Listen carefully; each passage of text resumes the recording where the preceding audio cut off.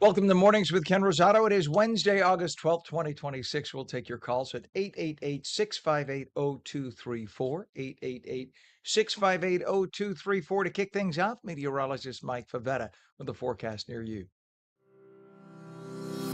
Weather is brought to you by Viking Pest Control. Visit vikingpest.com. All right, Mike. So did we have some scattered thunderstorms in parts of New Jersey yesterday?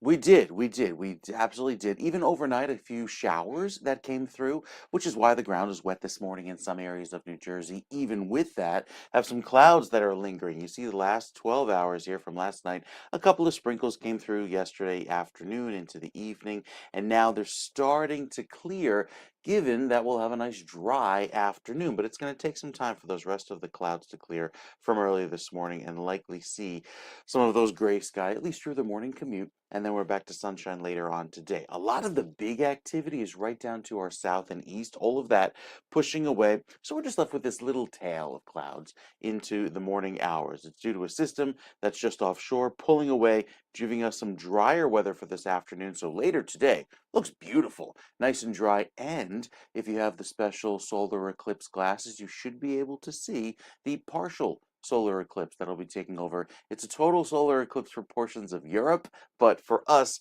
it'll look like the sun has a little bite taken out of it, like a piece of a cookie, around 1 o'clock today. So need the special solar glasses in order to see that. But with the clear sky into this evening and then another round of storms later on tonight, we clear out yet again for your Thursday, and a beautiful Friday is on tap with all that nice dry weather through the rest of the week into the weekend. Another round of overnight showers into Saturday morning, and then Saturday clears out. So the rain is timed out nicely in that it'll be nice and dry going into the overnight hours into this evening. And then down toward the tropics, we're pretty quiet over toward portions of Florida and the Gulf. No tropical activity, at least for the next several days, but keeping an eye down toward the Atlantic Basin, as now that that Saharan dust layer is starting to break up a little bit, might see some activity bubble up in the next few days. So we'll keep an eye on that. We've got another check of your forecast kind of coming up in the next few minutes. I don't like those words bubble up. That always makes me Bubble up. unnerved. That always makes me think of how my tummy feels after I've had too many burritos and a milkshake. But that's a whole other story. That's a Thursday story. All right. Thank you very much, Mike. Appreciate you as always. It is 74 degrees northern New Jersey, 71 degrees in Trenton, Los Angeles. It is 69 degrees, 69 also in San Diego. And in terms of traffic, we have an issue on 287 right now. There's a crash northbound, north of exit 2, Route 27. Edison, the left lane is closed. You can see what it's doing right there. You can see the emergency vehicles on the scene. That's causing about 2.5, 3 miles of backups as a result on 287 in the Edison area. Garden State Parkway, debris on the Parkway local lanes southbound, south of exit 105 in Tinton Falls. All lanes are open. It's wood debris. It must have fallen off the back of a truck, but nonetheless, damage is done now. Everybody's swerving to avoid it. Over to, let's see here, to the other stuff. The other stuff is New York City. It's not, shouldn't be on the New Jersey maps here. Looking at the Hudson River crossings now, the approach to the Holland Tunnel is already heavy. 30 minutes. Look at the extreme left side of your screen. That is 30 minutes in at the Holland. The Lincoln Tunnel, much better. It's heavy but moving. The approach to the Helix is, and that's going to cost you about 15 to 20 minutes in. You can see how things are moving nicely in spite of the volume. And then at the GWB upper and lower levels, 8095 approach, also heavy but moving, about 20 minutes in. You'll see the upper level on the right, lower on the left. Nothing built up at the camera point, but just beyond the camera point underneath is where you start to get a slowdown. Over to Los Angeles, we have a report of a fire now in West Valley at the 101 and Haskell Avenue, road closure in East LA at the 10 and New Avenue, and another road closure, and this is in East LA at the 710 and South Atlantic Boulevard. Well, a big night for primary elections around the country. Last night, Democratic Socialist Francesca Hong, who famously said that she hated Thanksgiving, lost the Democratic primary there by several thousand votes. There she is. Strange lady, sorry to say. Strange lady. Every time she did an interview, she said something different. But she lost to the more mainstream Democrat there, Democrat David Crowley. Now, mind you, Many pundits are saying the days of mainstream Democrats are gone. It's all about the Democratic Socialists. No, I think that mainstream Democrats still have very much of a place. It's the big urban leftist cities, New York, LA, Chicago, where the Democratic Socialists may have a footing, but not in mainstream America. Ain't happening. Next door in Minnesota, Senator Amy Klobuchar got the Democrat nod to run for governor, while Republican Mike Lindell of My Pillow fame lost the primary for the GOP to Lisa DeMuth. And in South Carolina, the sister of the late Senator Lindsey Graham, that's the woman you saw there on the right. That's Amy Klobuchar. The other woman was Lindsey Graham's sister, Darlene Graham Nordone. She was temporarily appointed to fill in as senator. Well, she ran in the GOP primary to be the main senator to be elected to the seat. That's her on the right. And she is in a runoff. You have to get 50% or more not to have a runoff. She has a runoff with the gentleman you see on the screen there, Ralph Norman. So what's going to happen is at the end of the month, on the 25th, there'll be another primary, a special GOP primary, and then either Nordone, which is Senator Graham's sister, or the other gentleman we just saw, Ralph Norman. One of those two will get the nod to run for GOP. Basically, whichever one of the two gets it is likely to win in South Carolina. So there you go. It's a busy night in primary land. In other news, a video captured flames shooting out of an American Airlines flight. How'd you like to look out your window and see that? Well, let's see. There it is.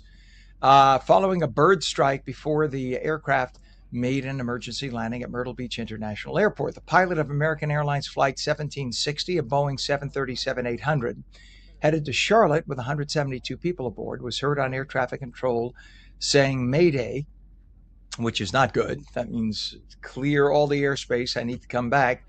American Airlines denies that there was an engine fire. What you're seeing there is actually the spitting output of bird corpses. Sorry to say it, but I guess if you could smell it, it would smell like roast chicken. Nobody got hurt. The passengers they all landed safely together there, and they were placed on a replacement flight to get to Charlotte. They all made it just fine. But that is still unnerving to see out the window, especially see the vibration you get. That's actually the vibration you feel because the engine shakes on the piling when that happens. It's supposed to do that so the wing doesn't come off, so that if necessary, it could eject the engine and they could just fly on one engine. That's actually the way those planes are built. It's scary to think about, but it's actually brilliant design. Nonetheless, unnerving to look out the window and see that. I would be scared. And I'm an aviation fan, and I would be scared too. No worries. Everybody was okay. Other news at 8 minutes past the hour, Canadian police charged a man after a bomb threat against the U.S. consulate in Halifax, Nova Scotia. Police found his vehicle near the consulate with a propane tank and flammable liquids. An explosives expert determined the item did not threaten public safety. The incident follows 2 shootings targeting the U.S. consulate in Toronto this year. Authorities have not said whether the Halifax threat is connected to those shootings. Toyota recalling about 655,000 Camrys worldwide because of a display problem. The problem can make turn signals, hazard lights, and other safety warnings stop working.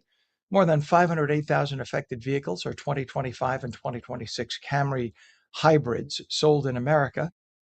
A software problem can cause the car's 7-inch display to become blank.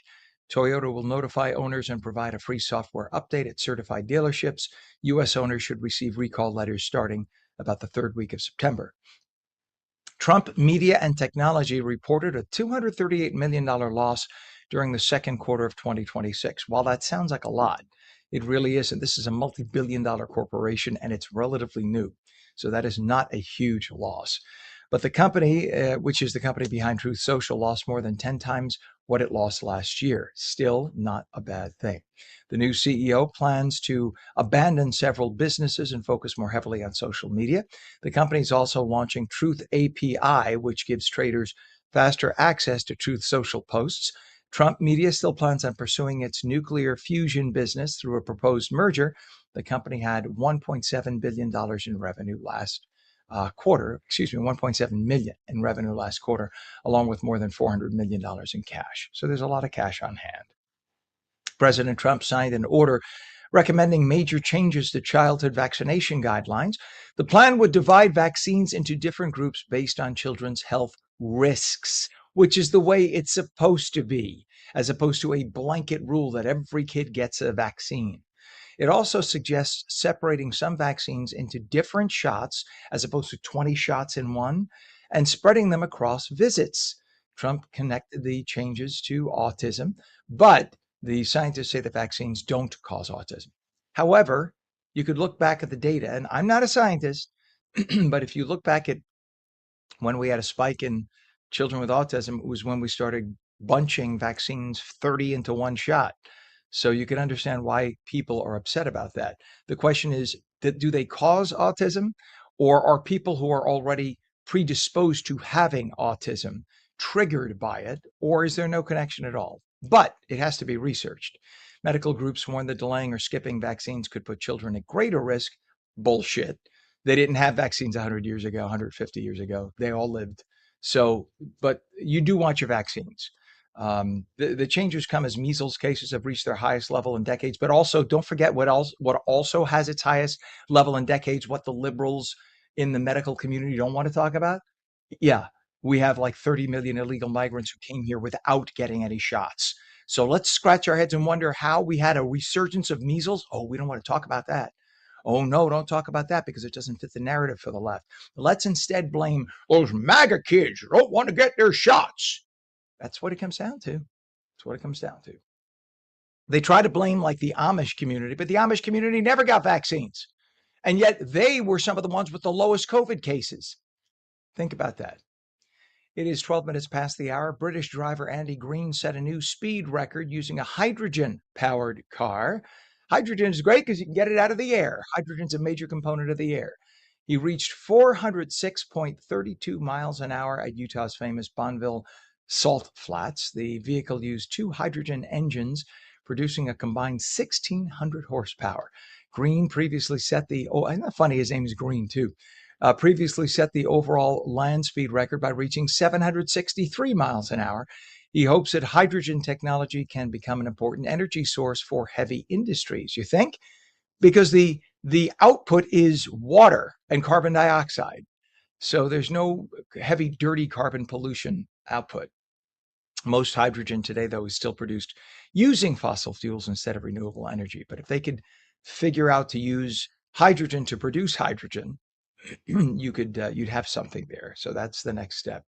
The U.S. experienced its hottest July ever recorded, according to NOAA, in July 2026. It was also the hottest month recorded during NOAA's 132 years of records. But again, that doesn't mean that 5 years before that point, it wasn't hotter. So we're only talking in the 132 years since we're keeping records. Temperatures averaged 76.9 degrees nationwide. That's 3.3 degrees above normal average. Extreme weather included heat waves, droughts, flooding, severe storms, things we get every year. We do. About 40% of the United States and Puerto Rico experience drought conditions. All right. The question is, how long does the drought last? How large an area does it get? Remember, California was under a drought for like 10 years. Now it's had more rain in the last couple of years than it's had in 50. So you have to balance it all out. But of course, the alarmists will just look at the certain statistics and nitpick. It is 14 minutes past. The first Los Angeles Jazz Festival had to suddenly be postponed just days before it began, or was to begin. The festival was scheduled to feature artists including John Legend and Chanel Monáe. Organizers blamed unexpected public safety and city costs connected to final permits.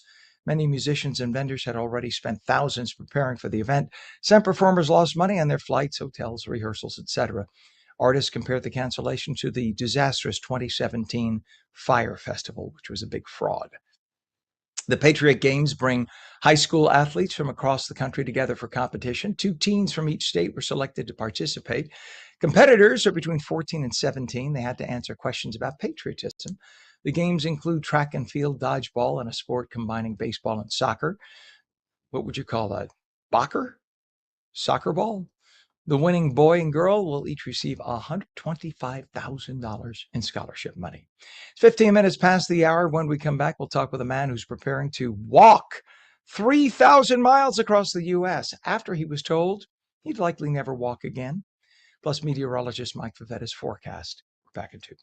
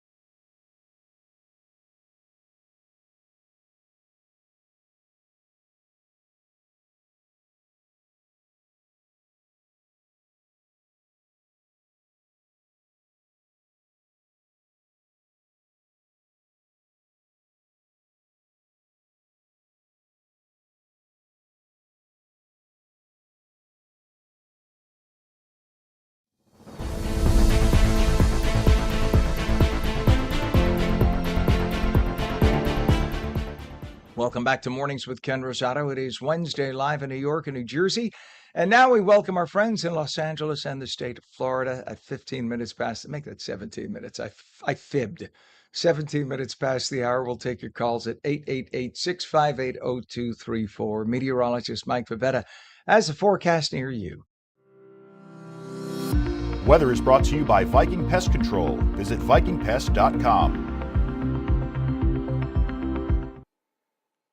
Mike, the hottest, what was it, the hottest summer? Is that what they came down with? Or the It hottest, was the hottest what was July. The July? hottest July, yes. Which is why So, I sit on a giant ice cube all day. oh, that's important. That's important. I sit on a giant ice cube for other reasons too, especially when you're out, in the shade.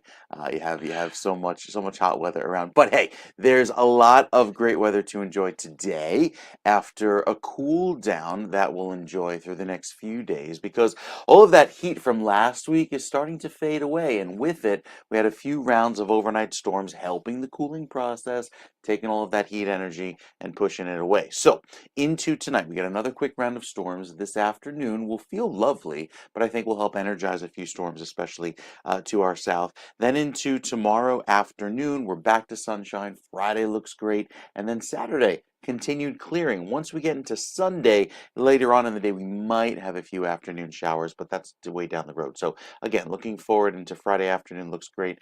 Friday night, overnight into Saturday, a few sprinkles, and then Saturday, nice and dry. It's Sunday in the afternoon. You see that line of showers come through that clear the way for a beautiful Monday and Tuesday of next week. And with the clearing that takes over, it looks very pleasant going into next week with some cooler weather. So you see some of these showers and storms later on in the overnight. That clears by tomorrow, so we get a beautiful afternoon on Thursday. Look at that, nothing but sunshine all day long. And then the same deal happens again Friday. Sunshine in the morning, a little bit of rain overnight, clearing by Saturday as that high pressure swings on down from Canada, allowing for some beautiful weather. That will give way to some more showers, I think, by later Sunday afternoon into Sunday night. So keeping an eye on what may be a little bit of a wet finish to the weekend, but otherwise, we're looking good each and every afternoon. Just have a little bit of water to keep the plants watered, keep the lawns watered each and every overnight. And the gardens, can't forget about them as we're entering harvest season. Have the basil coming up, have a lot of the other herbs and plants because it's been a hot summer. And so now we get to enjoy the bounties of those gardens that we've all put so much work into since the start of summer. Yeah, there you go. Well, I noticed because of the intense heat, like Hmm. I'll water the basil and then the next day I'll wake up and they're already withered. And I'm thinking, oh no, I must have overwatered. And then I'll feel the soil and it's dry. It's amazing how Yeah. that intense heat, from where I just moved, the sun literally hits the backyard all day. So it's not Oh, like, oh, cool. it only gets 4 hours in the morning. It's good and it's bad. It's bad because I noticed some of the neighbors, they shade their gardens with like green fencing and stuff like that. Now I know Hmm. why, because of the intense heat. But there you go, Mike. Yes, go get our basil. Indeed. All right, we'll check back with you, Sarah. It is 73 degrees northern New Jersey. Right now, 71 degrees in Trenton, Los Angeles, 69, 69 also in San Diego. Traffic, we have an issue still on, this is what, 278, Pam? Or 287 rather, you got 287. So this is 287. We had this is in Edison. This was you could see a wide shot they're showing now of smoke. Now there was you could see the traffic off to the right. Look down to this kind of the center lower part of the screen. You see the flashing lights.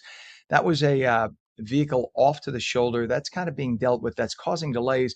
But they widened out the shot to show that smoke. We don't know what that means. So I don't want to alarm anyone, but that is a forest preserve area, so it's very possible there is a forest fire, and that could be why they're showing us the wide shot. And now they're moving the camera, but that could very well be. So we'll look into that. We'll see why there's that smoke there. And on other traffic issues, let's go right to the Hudson River crossings if we can. The Holland Tunnel approach into Manhattan right now. We're getting about a 35-minute delay on 139. Look at the extreme left of the screen there. You can see those lanes are just stopped. Those go into the right tube, and that is just bumper to bumper. It's going to cost you 35. Over at the Lincoln Tunnel, that's going to cost you 25 minutes in. And the GWB upper and lower levels, actually, there's the Lincoln approach, not so bad. The GWB upper and lower levels actually moving quite nicely. If you want to take that, it's only 15 minutes in. 8095 approach, upper level on the right, lower on the left. LA right now, no major problems to report. It is 22 minutes after the hour. In 2018, Fergus Farrell was told that he just had a 5% chance of ever walking again after suffering a spinal cord injury.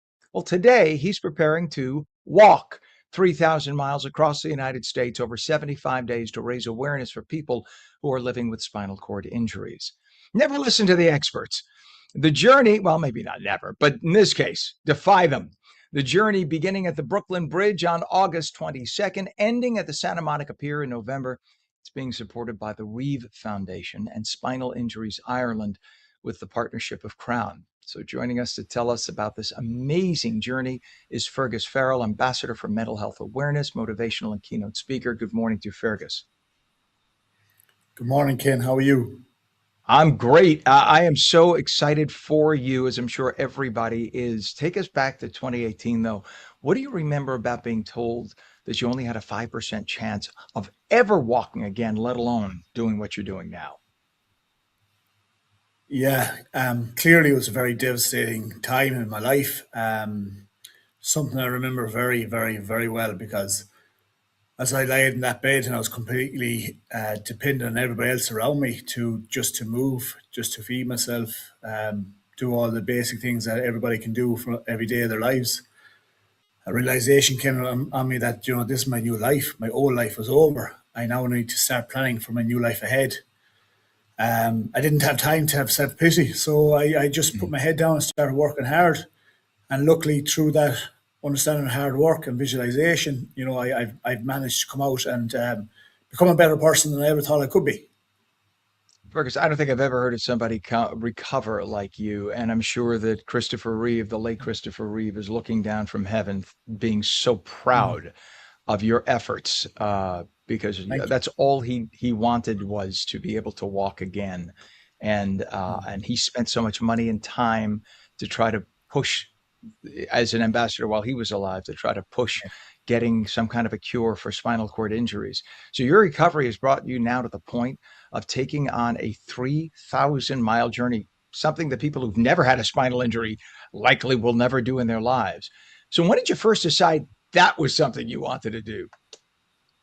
It's quite an amazing story. I did a talk for Spinal Injuries Ireland in their wellbeing event here in Ireland in the RDS, and Christopher Reeve's foundation were there on the day as well, and they launched the documentary in Europe. And I was so inspired by that movie, and being in a room full of people with spinal cord injuries. I just said I need to do something for this community. It's my community as well. And with the Reeve Foundation being there and me looking to do my next challenge, I just said, yeah, America's the place to do it. I can help out two amazing organizations and raise the profile and awareness for people living with spinal cord injuries. So that's how it came about. I was looking to do another challenge because that's who I am. I have to challenge myself. And just after that event, I got on so well with the people from the Reeve Foundation. I just said, yeah, this is my next challenge.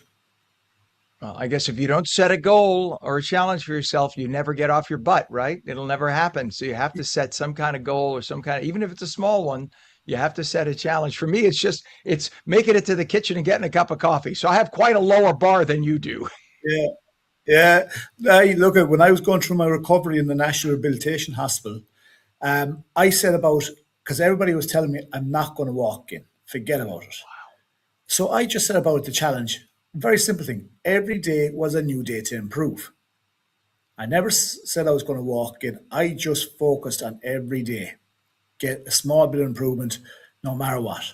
And obviously that worked for me. So no more than yourself going and getting the cup of tea. Everything for me in my life is a challenge or a competition. And that's what keeps me focused and keeps me driven. And no better way than walk across a continent, a country the size of America. That has kept me very focused and very driven over the last couple of years now. Amazing. Amazing. So if you were to talk to a person who has a new spinal injury right now, spinal cord injury, what would you tell them? What would you want them to take away from Fergus Walks? That their journey going forward, take it step by step, because every step counts. And that's exactly why I'm walking across America. 6 million steps, but which one of those is the most important? They all are, because every step counts. And when you're looking for your recovery, just put your head down and take those steps and let the journey take control of itself. You're amazing. So your Fergus Walks Thank is you. designed to bring together people, companies, communities all together across the country. If somebody wants to get involved and become part of the journey, what can they do? They can get onto the website, christopherreeves.org, and all the information is there, however way they want to get involved. There's many different options, so christopherreeves.org is the website to go to, and they can contact them directly and they can help out in whatever way that they can.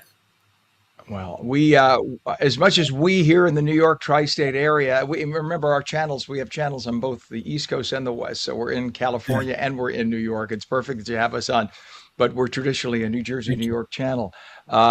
We love our Brooklyn Bridge, but the Santa Monica Pier is a pretty nice place to end up. It's a beautiful beach there. So I was just there myself a couple of months ago. It's absolutely lovely. So I know you have that vision in the back of your mind. We hope you make it there with a big smile on your face. And when you get there, please, if you get a chance, give us a report. We'd love to hear from you at that point. We know you're going to make it. You're an amazing, amazing man. Thank you very much, Ken. I'd love to be back on and to tell you all about it when I get the job done. An inspiration for everyone. God bless you. The walk kicks off August 22nd. Ambassador for Mental Health Awareness, motivational and keynote speaker, Fergus Farrell. Best of luck. And we will see you pretty soon, just a couple of months, right? We'll see you then. Actually, a month. Yes. We'll see you then. So you have a wonderful, actually, no, November is when you're intending on making it out there. But hopefully we'll see you back by early November. All right, my friend. Have a great morning. Thank you again. Thank you very much, Ken. Have a great day.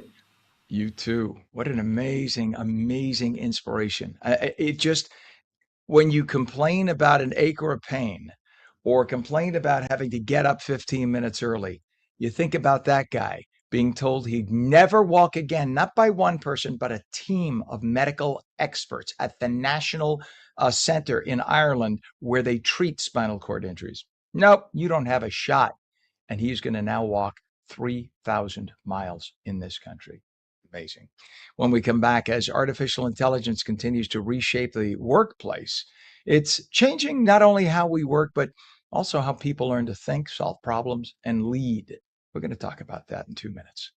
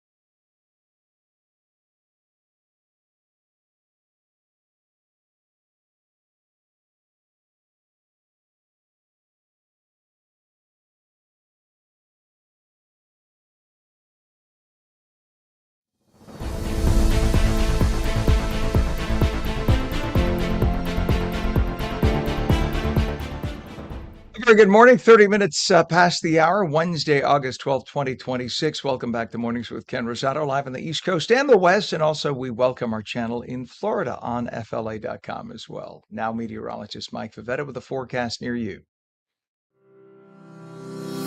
Weather is brought to you by Viking Pest Control. Visit vikingpest.com.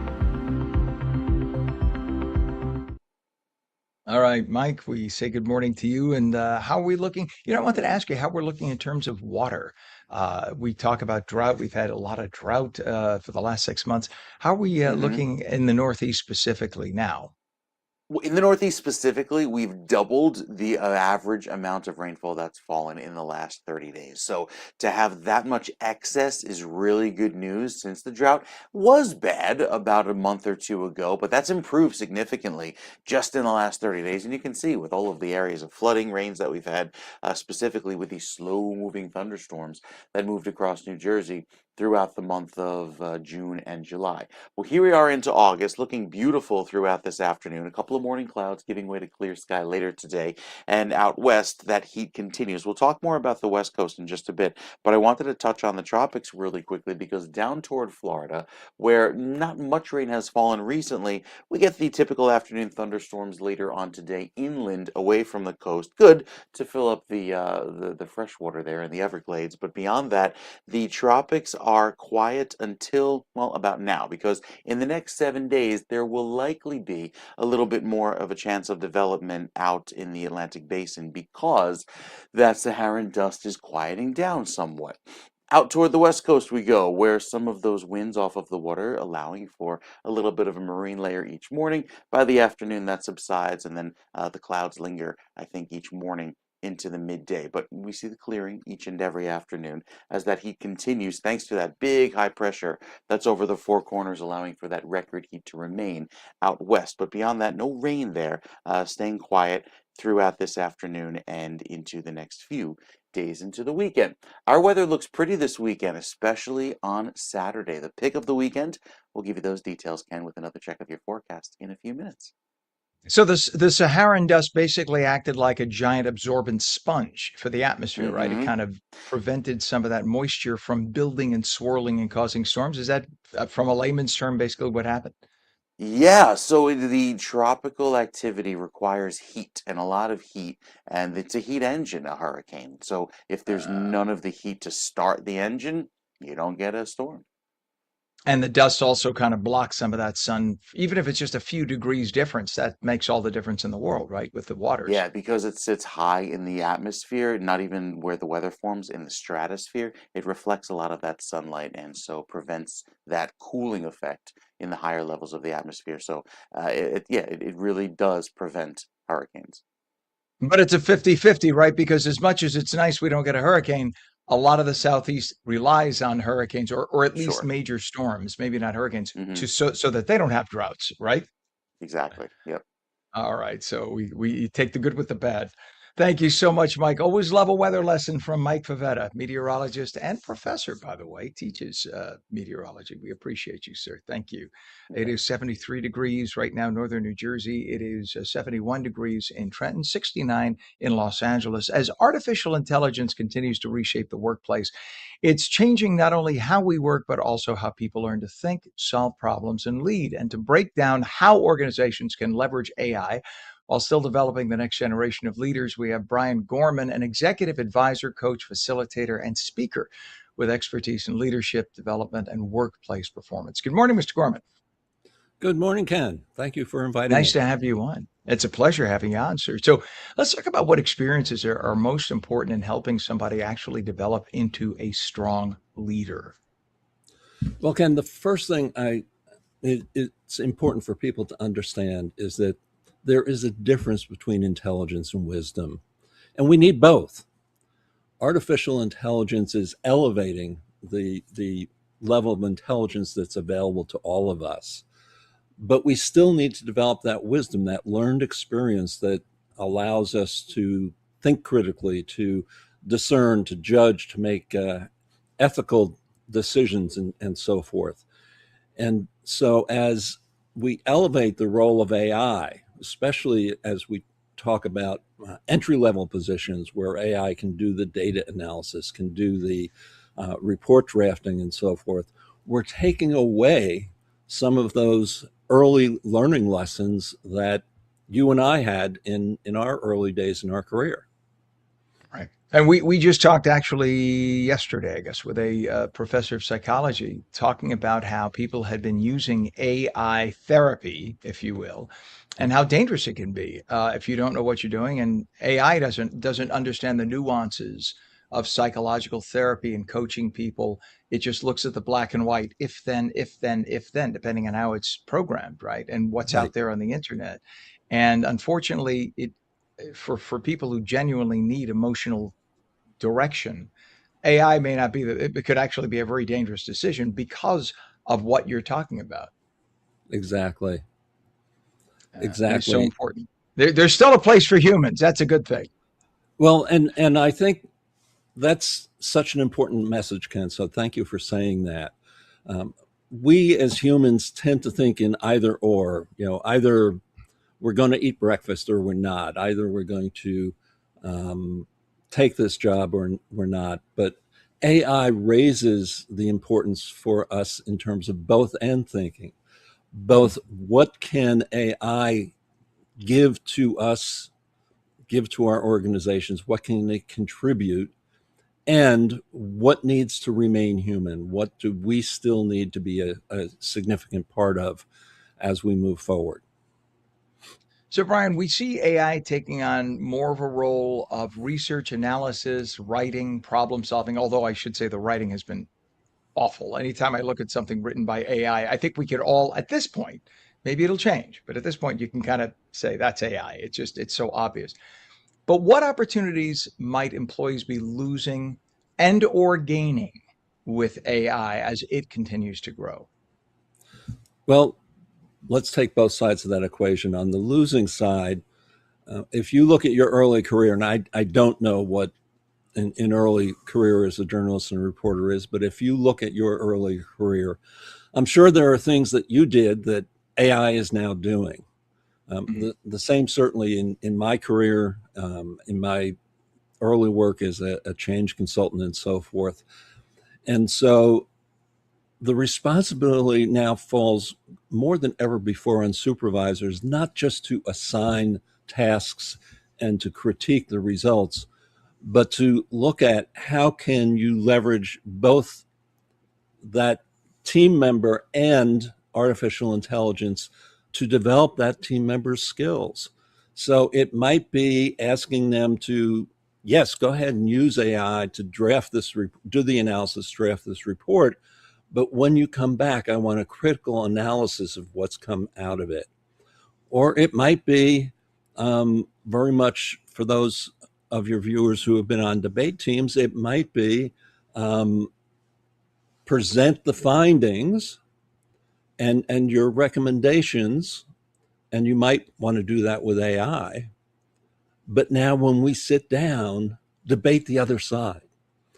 Mm-hmm. So we need to be much more intentional, almost taking your junior level workers and treating them more like apprentices that you are, and I actually go back to your earlier guest, mentoring and coaching in order to help them grow in their leadership capabilities.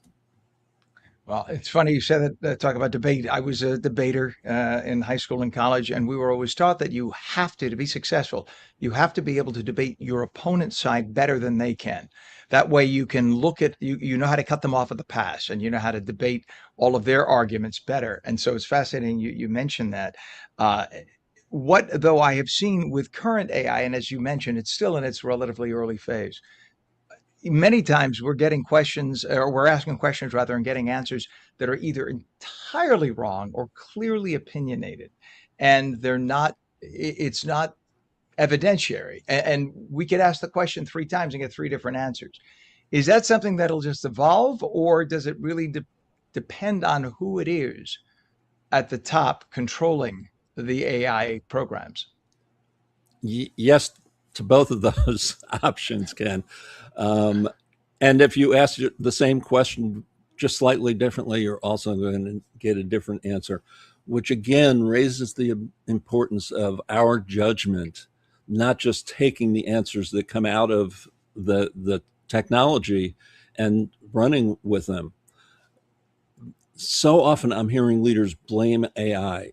AI made the decision. No, AI made a recommendation. You made the decision to follow that recommendation. I think we need to be much more vigilant in taking responsibility for the ways in which we're using the technology, because it can be a great, great value, and if we're not careful, a significant risk. Brian, I could talk to you for days about this. I love it. What is a website so people could reach out to you? My website is transforminglives.coach. I love it. Oh, I didn't realize there was a dot coach. That's a Ken, great, it's awesome. when I went to get the website, I went for .com and it was $19,000, and they offered me .coach for $1.99. Smart decision. Smart decision. I'm with you 100%. Executive advisor, coach, facilitator, speaker, and very smart businessman, Brian Gorman. We appreciate you, sir. Thank you for coming on this morning. Thank you, Ken. Have a great day. You bet. You too, sir. It is 44 minutes past the hour. When we come back, fashion is always looking ahead, right? Fashion forward. But some of the biggest inspiration for designers can actually be found in the past. Our Don Del Russo, resident fashionista, will be here to talk about it in 2 minutes.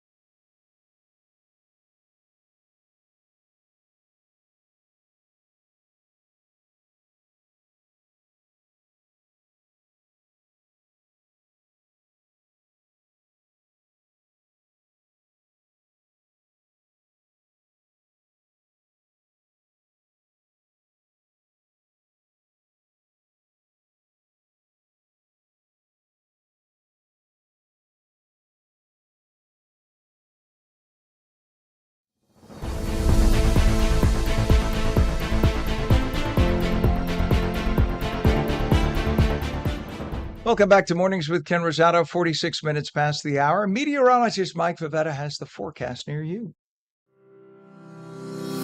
Weather is brought to you by Viking Pest Control. Visit vikingpest.com.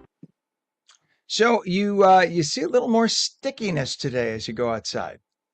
There is a little bit more stickiness, especially if you're in southern New Jersey, but northern New Jersey will actually clear out and stay nice and dry into this afternoon, thanks to that front moving by, giving us a dry northerly breeze and helping the air feel a little bit more refreshing by the end of the day. A lot of storms out in the Midwest, but they're not going to be a bother to us until we get to later on tomorrow night into Friday. Any rain chances we have are during the overnight hours, and then we're nice and dry each afternoon afternoon. That'll be the case again for Saturday, whereas Sunday morning starts dry and then a few showers come in by later on in the day. That's really the only exception is Saturday afternoon. But Monday and Tuesday of next week are a beautiful way to kick off the next week in August. So if you have a vacation coming up, we're going to start off next week lovely and dry. Here's our next chance of wet weather. Comes through northern New Jersey later on tonight into tomorrow morning. You see another round there through central New Jersey, and then clearing by the afternoon. There's our front giving way for beautiful clear sky on Friday afternoon, and then another round of light showers comes through overnight into Saturday morning. Sunday starts off nice and dry, but you see the warm weather creep back in for the end of the weekend with some showers. The hot stuff, that's down along the Gulf Coast for the next 2 weeks. We'll just see the average heat here in New Jersey. Even with that, a slighter, higher chance of some rainfall into the end of that period. But beyond that, our drought situation is doing much better than we were even a month ago, considering how much rain has fallen, Ken, in the last 30 days. Days, my gosh, I can only count to 29, so I have a big problem now. But anyway, all right, sir, we appreciate you. We will check back, Mike, at the top, and we'll see in just a little bit. It is 73 degrees northern New Jersey, 71 in Trenton. It is 69 in Cape May and 74 degrees already in Vineland, Los Angeles, 69, 70 degrees in San Diego. Well, fashion, always looking ahead, right? Well, some of the biggest inspiration for designers can actually be found in the past. Luxury fashion houses are increasingly searching online marketplaces, auction houses, even vintage dealers for pieces they originally created decades ago. Why reinvent the wheel? Somebody had all these great thoughts, might as well reuse them. They only got used once.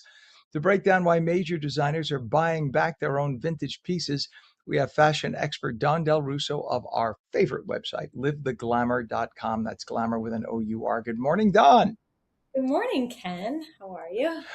Good, good. Thank you. Well, it's one thing for designers to go back and look at their old designs and kind of resurrect them.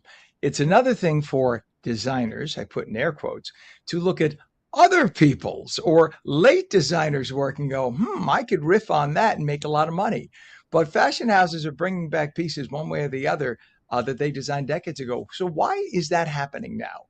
It's all of a sudden it's huge, it's exploding. And this has been, these retailers have sold, did luxury houses for a long time. And we've had eBay selling it for years, 20 plus years, reselling designers that people sell of their own. But I think that these brands are now seeing what the value is in their products and in their brands. I know they've always known their value, but the amounts that things are selling for, these vintage pieces that are 20, 30, 40, 50 years old, that they're seeing being resold, they want to get back in on that. So not only are they just looking at it for their sketches and their runways and seeing the quality of their products, because sometimes they go back to see, let's see how we tailored this. Let's see how we made this. Let's see how a previous creative director worked with our collection and use that for inspiration. But they're not really just using it for inspiration. They're actually going in and rebuying back their product and then taking these collections and reselling them. It's wild. So they're not just recreating them, they're actually reselling the pieces that they sold 30 years ago. Hey, why not make the money, while you're still alive, especially, right? Take that cash, however you can get it. But if you think about it, younger generations have never seen it before in many cases, certainly not in person. So for them, it's all brand new. Yeah, exactly. And a lot of them now are, younger. They're not doing the vintage shopping. There was a big resurgence of vintage shopping. Everybody would go and do that. And, it was sort of fun. Not that they're not still doing that, but these designers and even brands like Reformation, they're making it easier by doing that themselves. They're going out, they're going into the market, they're hunting for the pieces that people are looking for. I know Pucci, Missoni, Gucci, those are big brands right now that everyone's looking to have a vintage version piece of, and they actually want the real thing. So rather than them having to go scour through the market and find these pieces, designers are doing that for customers and then putting higher price tag on it, which is wild. It's amazing. It really is. And in some cases, the designers in some cases are taking one vintage piece and they're using that to launch a whole new line, right?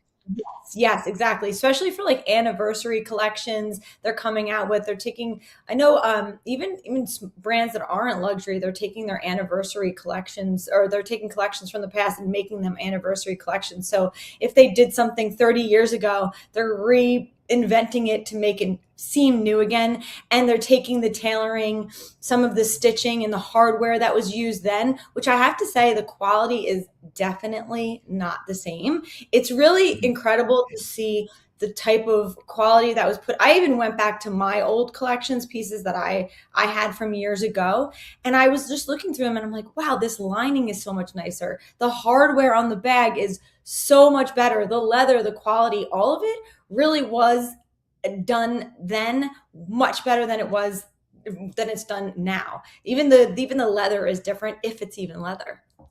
Well, I guess today, I mean, it's all about mass production, right? So if you could make it cheaper by making it with some inferior die cast metal as opposed to a real, precious metal of some sort, then they'll do that. And that's why you get the clamps that break, the clasps that bend, and they're cheesy looking. From afar, they look real, and people go, "Ooh, look at that."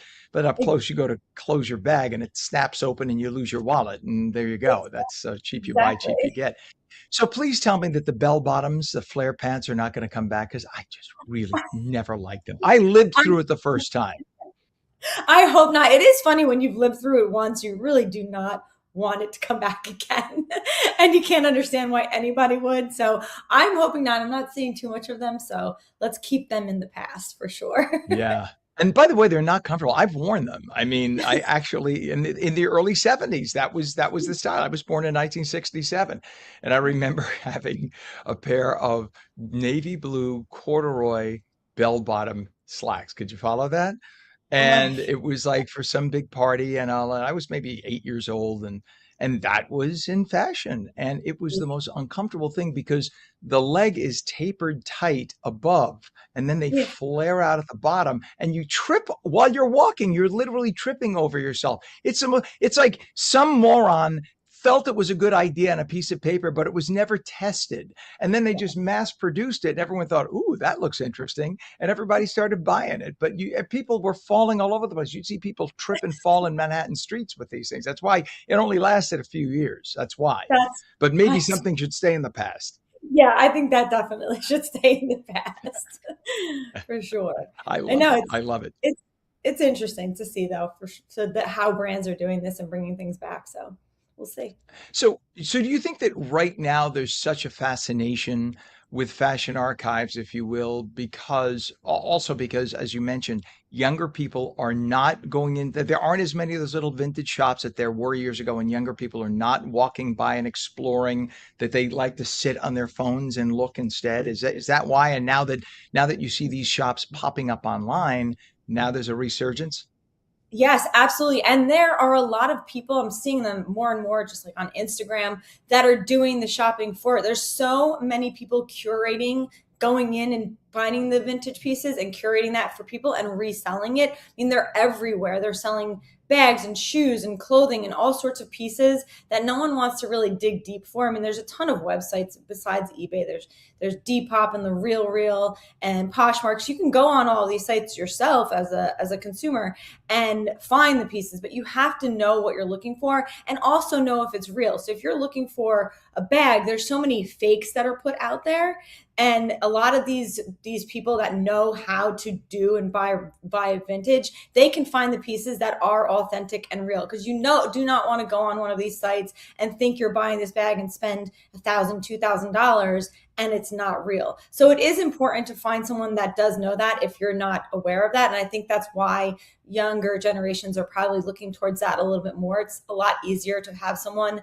that does that for you, but the price tag is going to go up. So it's going to be much higher if someone's doing the work for you. I love those experts who could just glance at a bag. They look inside, they look at the stitching, they go, "It's a fake." How do they know immediately? I guess they have like 2 or 3 bullet points that they look for.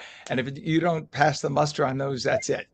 Yeah, it's pretty wild. I mean, I try. I'm not a vintage shopper. I've always said I wish I could be. I wish I was the type of person that could go in there and it's fine, the Chanel, but I can't, and I feel like I will be the one person that does, and it won't be real. So I stay away from it. I don't do that. I just hope that the pieces I buy now, in 30 years from now, maybe I could resell them and they'll be worth something.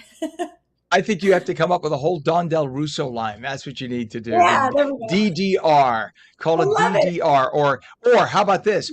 D squared R. I That's love cool. it. D square R, the new fashion line. And then you have some real arrogant commercial that starts in the black and fades up and has a swirl of light. D square R, unveiling itself in September. You could use that. Take it. It's mine. I For can my gift love to you. All right. it.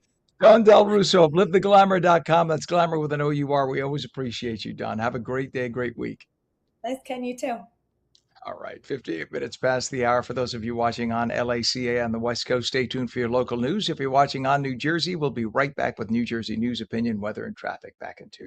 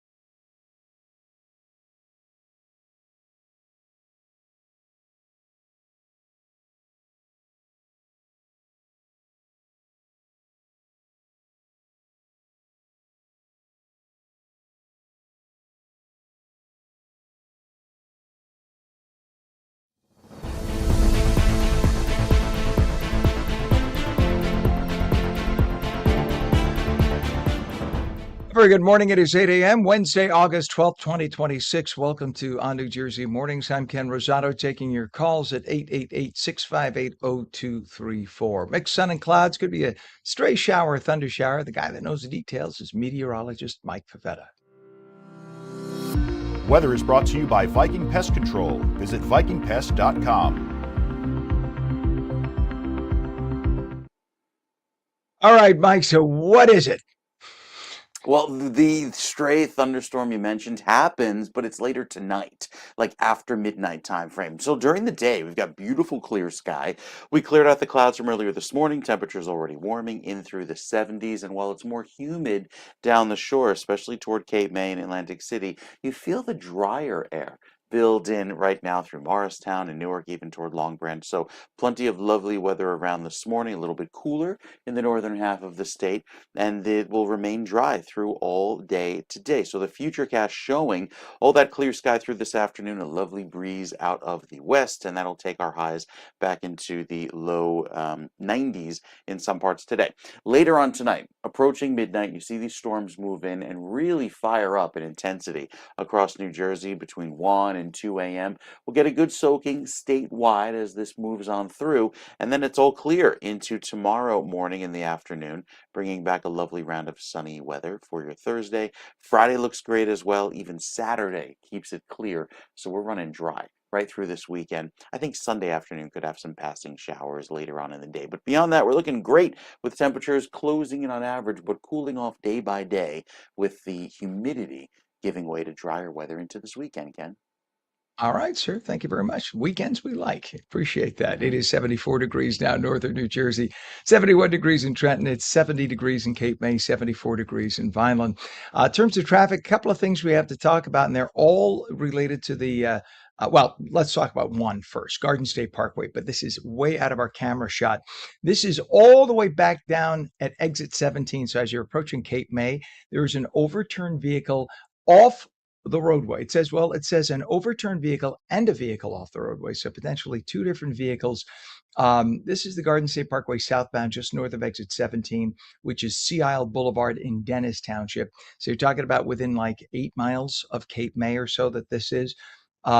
So this says it's off the roadway by the right shoulder. Don't know how much traffic it's causing down there. This time of year, it could be very trafficy because it is summertime. So that's something we're going to have to look into. But nonetheless, that is something to avoid. Other areas really are just the Hudson River crossings. The Holland Tunnel right now is going to cost you a solid 40 minutes in. That's Route 139. Look at this, making your way from the Turnpike to the Tubes. Over to the Lincoln Tunnel, they're not bad at all, those tubes. That's only going to be about 30 minutes entirely all the way through the helix.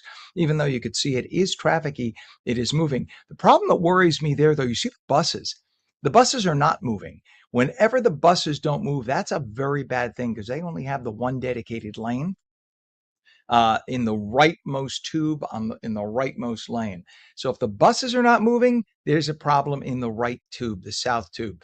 So we have to find out what's going on. But look at the stream of buses there. They're not moving at all. And we're told that in the other lanes of traffic, it's 30 minutes in. But I have to find out what's going on with those buses because you're talking about tens of thousands of people take those express buses in, and they're all stopped right now. We'll check that out.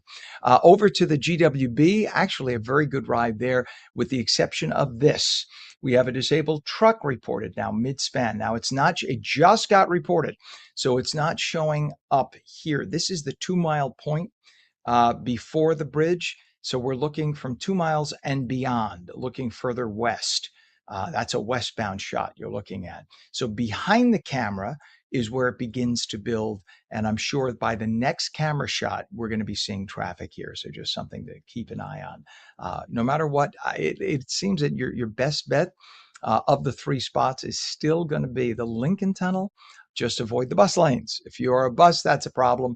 Any way else to get into the Lincoln Tunnel, that's a good way to go. All right, it's 5 minutes after 8 o'clock. The New Jersey Vietnam Veterans Memorial and Museum provides a place to honor those who served, remember those who never made it home, and educate younger generations about the experiences and the lasting impact of the Vietnam era. To tell us more about the museum's mission, its importance to veterans and their families, and some upcoming events, we have Bob Seamer, a guide at the museum and representative of the docents on the Board of Trustees. Good morning, Bob. Good to have you on. Good morning, Ken. Thank you for inviting me to tell you a little bit about the New Jersey Vietnam Veterans Memorial and Museum. You know what? I was a kid through the Vietnam era, and I just saw the disgraceful way that these poor veterans were treated when they came back. My dad was a Korean vet, and he was sick to his stomach about the people who protested, the people coming back from the Vietnam War, who gave so much, lost limbs, and and so many tens of thousands who died. So the Vietnam era vets just deserve nothing but respect for all they had to endure. And for people who may not have visited the New Jersey Vietnam Veterans Memorial and Museum, what is the mission? Talk about it for us, please. Okay, Ken, thank you for acknowledging our efforts and our struggles when we first came back. However, a lot of that has changed, and a lot of it is because of the New Jersey Vietnam Veterans Memorial and Museum, which we provide a great opportunity for the public to see and visit us. We're right on the Garden State Parkway, exit 116. And currently we have a Chief Executive Officer, Amy Osborne, who's very passionate. She's committed. She's very creative. So she's done a lot to open up the memorial again to the public after COVID, when we didn't have many visitors. So it's very vibrant up there right now. We have a lot of events going on, but we have a great staff up there. And one of the unique things about our museum is, I know On New Jersey is exclusively New Jersey, and that's a perfect opportunity for people to come to the Vietnam Veterans Memorial because it's a unique facility in the United States. It's the only Vietnam memorial in the United States that has the memorial and also an accompanying museum and education center. We do a lot of school tours during the year. We have thousands of school children coming through there. Another unique thing about our memorial is all the tour guides or docents are Vietnam veterans. So you get a unique perspective of people who were there firsthand. They share their stories, their experiences, not only about Vietnam and the struggles we had over there, but about the whole Vietnam era. It's very educational, and we have thousands and thousands of people who pass us every day on the parkway. Stop in and say hello. It's a great place for a day trip. We have picnic tables. There's a lot to see and do up there. And again, it's a wonderful opportunity to learn about history and experience history with the Vietnam veterans that are present there. Bob, it's interesting because when I saw that you were the head of docents, I actually had a flashback to my Latin days in high school. I went to Regis High School in Manhattan, had to take 4 years of Latin, and I immediately remembered my one Latin teacher teaching us doceo docere in Latin, to teach. Right, so that's Yes. technically what a docent does. You teach. That's where we get the Yeah. word doctor from. It comes from docere in One, Latin. one of Wow, our, that's all that came back. okay, Ken. Now, one of our tour guides is a graduate of Regis also. Oh my God, there you go. There you go. That Before means I have you, to come visit. before you were there, but he's a graduate of Regis, which I know he's very proud of. Fantastic. Fantastic. Well, I am so excited that you are there, and tell everybody why it is so essential that all future generations understand what happened during the Vietnam era and that the sacrifices that the military men and women made during that time. Why is that so essential that that message be told? Yes, well, as I said earlier, we do a lot of school tours. We do tours for other groups, and of course, individuals can just come in with families on their own. And a lot of people are really amazed or surprised that all the things that went on during the Vietnam era and how the war impacted society. War always impacts society, but at that time, society also impacted the war. And we talk about the history of Vietnam, how we got involved over there, and then the draft, the soldiers, which is an education for people now. A lot of people don't remember the draft. Vietnam was the last war that we had an active draft where people were conscripted into military service. So that's another aspect of our educational points up there. We have a lot of events going on up there too. Uh, Again, Amy has opened up the museum to engage the public to come in and see our facility, but also we have events. We do a lot of events honoring uh, veterans, those who have served, and of course the memorial, which has 1,566 names on it of New Jersey residents who didn't make it home from Vietnam. Mm. And you have an upcoming event, speaking of which, the in memory ceremony, which is happening September 14th. So talk about that. Yes, so the 1,566 names are the individuals, the men and one woman who did not make it home from Vietnam.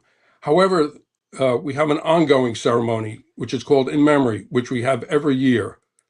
And it's a memory, it's a tribute to those who have died, Vietnam veterans who have died because of their service in Vietnam. They didn't die in Vietnam, but their deaths have been attributed to what they experienced in Vietnam. It could be results of wounds or injuries they had in Vietnam. It could be results of Agent Orange long lingering effects and the consequences of certain diseases that are affiliated with Agent Orange exposure. It could be from exposure to PTSD, where veterans unfortunately take their own lives. So there's every year we have the annual ceremony where we commemorate the veterans who have died because of their service in Vietnam. And this year we're inducting 17 people. We had the ceremony last year. It had been on hold there a little bit because of the COVID situation. But we had one again last year, and it was rejuvenating because it was a different time of the year. It was so inspiring and so emotional for those people there. But it's a wonderful opportunity because, as you alluded to earlier, Vietnam veterans did not have a welcoming home traditionally like other veterans did during other periods of time of conflict. So this provides an opportunity for these families to acknowledge the efforts of the veterans of their service in Vietnam. And also you see the second generation, you see grandchildren, sometimes great-grandchildren, and others who now can pay respects to the veterans who served in Vietnam. Well, and you have the 32nd annual golf classic coming up September 30th. The golf That's classic happening. is, Yep. yes, Go ahead. the talk golf about that. classic is coming up. It's going to be at Rambleswood Country Club down in Mount Laurel, which is, I understand it is a very nice golf course. Come down, golf. It's a fundraiser. It's a way to support our memorial. There's many ways to support a memorial. You can go online and do that. You can do it through these fundraisers. Also on your tax return, let's not forget that. Once a year on your tax return, let's consider making a donation to the New Jersey Vietnam Veterans Memorial. We also have the Huey Reserve, which is a new event that Amy has initiated this year. The Huey is the iconic helicopter that was used during the Vietnam War. Many people refer to it as the helicopter war. And we have an actual Huey helicopter that was in action in Vietnam. It was brought back to the United States, and a bunch of the docents refurbished that whole helicopter, and it's now mounted outside the museum. And we're going to have a night of fine spirits, cigars, and camaraderie, and just talk about Vietnam and other things. And hopefully we'll also have the sound effects, which is another, if you've seen any Vietnam movies or anything like that, you know that sound of that Huey, and you can sit there and experience it with Vietnam veterans. It's that penetrating with the sound of metal clanging. It's a very unique sound. You got it. It's a myself. unique sound. Yep. Yes. It is. I've heard it actually up close at the Long Island Aviation Museum, and it's intense. The website for more information is njvvmf.org, right? njvvmf.org. We got it right on the screen. Yes. Bob Seymour, the New Jersey Vietnam Veterans Memorial and Museum Guide and representative of the docents on the Board of Trustees. Such an important place. Every person in New Jersey has to be through there at some point. It is essential. It is our past. And the only way to have a successful future is to understand your past. Bob Seymour, God bless you. Thank you for what you do, and we appreciate you. Thank you, Ken. You bet. All right, it's 8:15 right now. And when we come back, another check of the forecast. We're back in 2 minutes. Don't go away.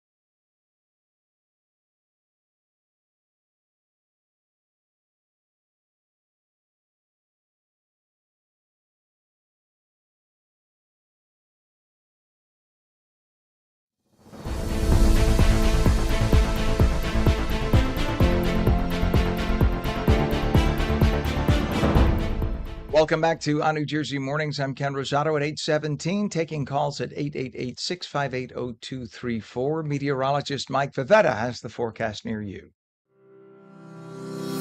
Weather is brought to you by Viking Pest Control. Visit vikingpest.com. All right, Mike, already sticky in 74 in northern New Jersey. Yeah, but the humidity is dropping today, Ken, and that's what's going to You can feel feel it. great over the Yep. next few days. Yeah, it's a nice, comfortable level of humidity that takes over, especially in central New Jersey, where highs today only make it into the mid 80s, but with that, it will be refreshing with that drier weather taking over. So you see the forecast dew points, anytime they're in the 50s, that's comfortable, and we sit there much through this afternoon. Down the shore, obviously, along the water, a little more humid, even into tomorrow, and especially down by Cape May.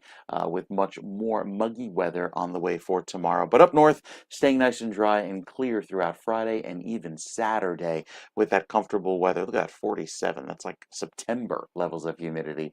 Lovely weather on the way into this weekend. Also have a good deal of sunshine. UV index back up at a 7. Could reach an 8 in spots. But again, with the sun today out in full effect, we have a partial solar eclipse for New Jersey happening between 1 and 2 p.m.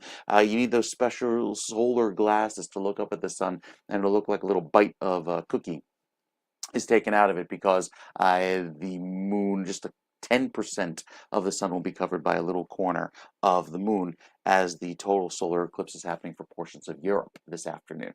Our weather this afternoon is nice and dry. Overnight, we see some more showers and storms, but that clears by tomorrow, and we're back to temperatures up in the upper 80s and low 90s.